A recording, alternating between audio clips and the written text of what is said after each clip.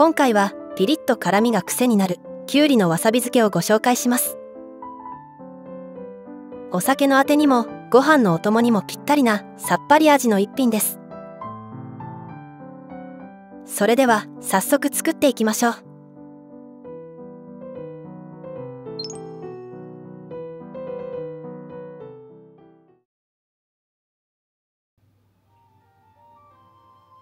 まずはきゅうりを 500g 用意します。大きめのきゅうりだったので4本使って作ります。きゅうりは洗っておきましょう。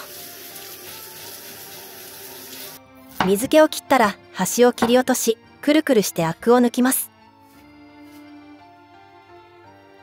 きゅうりのアクは両端に溜まっているので、切れ端をすり合わせることでアクが抜けていきます。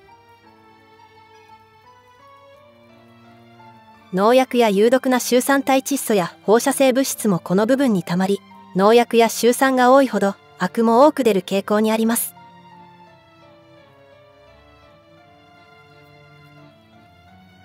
この作業を行うだけできゅうりの青臭さが抜けて美味しくなります。両端を行ったら白い泡は水で洗い流しておきましょう。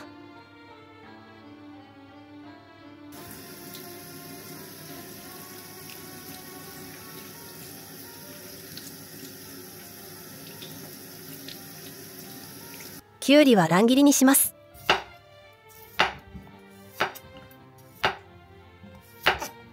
輪切りにするよりも乱切りの方が漬かりやすく、歯ごたえも良くなります。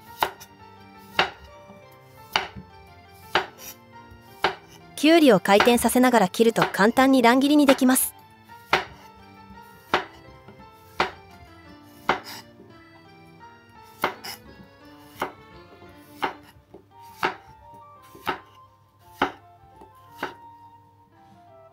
すべて切り終わりました。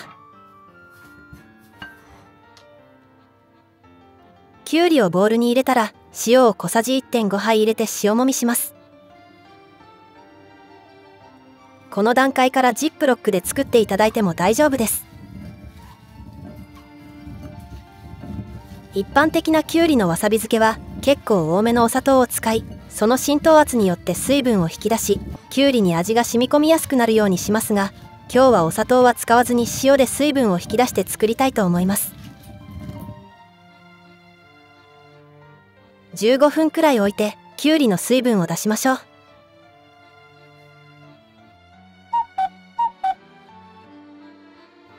15分経ちました。こんな感じで水分がたくさん出てきたので、水分を絞りながらジッパー付き保存袋に入れましょう。水分をしっかり切っておけば少量の調味料でも味がつきやすくなります。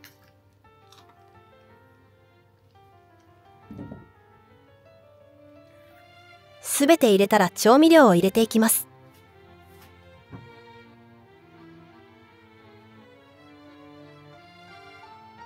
お醤油大さじ1、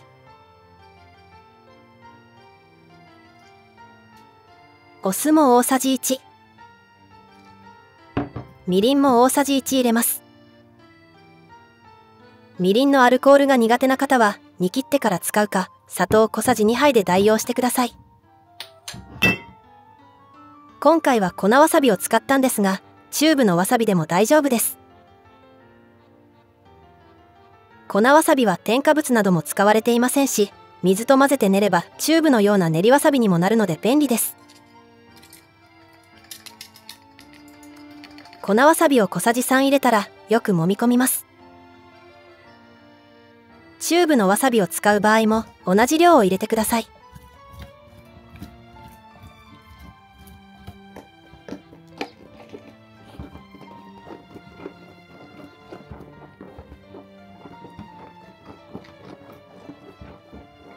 揉み込んだら最後に昆布を入れましょう。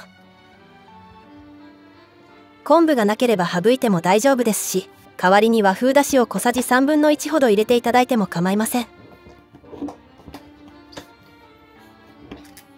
空気を抜いて冷蔵庫で一晩寝かせます。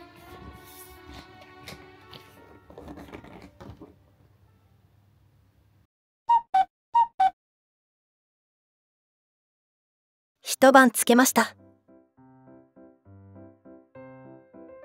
水分がたくさん出ていますね。保存する時も汁は漬けたままで大丈夫です。漬けた昆布は刻んで一緒にいただきます。昆布は水溶性食物繊維やマグネシウムなどのミネラルも豊富なので、便通の改善や疲れにくい体づくりにも一役買ってくれます。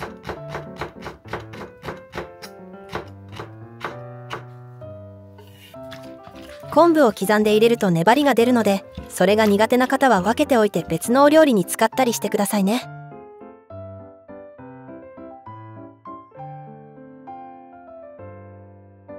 味見をした時にわさびが少ないと感じたら、後から足していただいても大丈夫です。完成です。いただきます。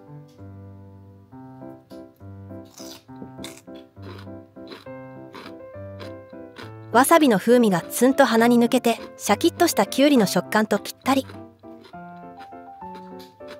きゅうりのみずみずしさとわさびの爽やかな辛さが癖になります。3日ほど漬けるとさらに味が染み込んで美味しくなります。1週間くらいで食べきりましょう。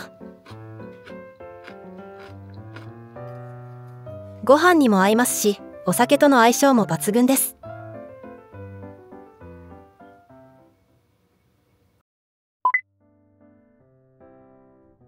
味変としてちょい足しするとまた違った美味しさが楽しめます。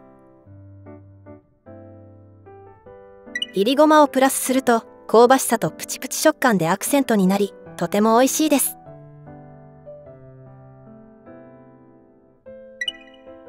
鰹節は旨味がプラスされて味が深まります。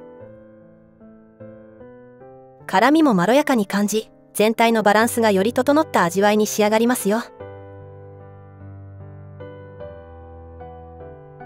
最後は漬け汁が余ってしまってもったいない時は再利用できます。きゅうりの二度漬けはできませんが、最後に残ったきゅうりとみょうがや大葉などの薬味を少量つけるくらいなら全然大丈夫。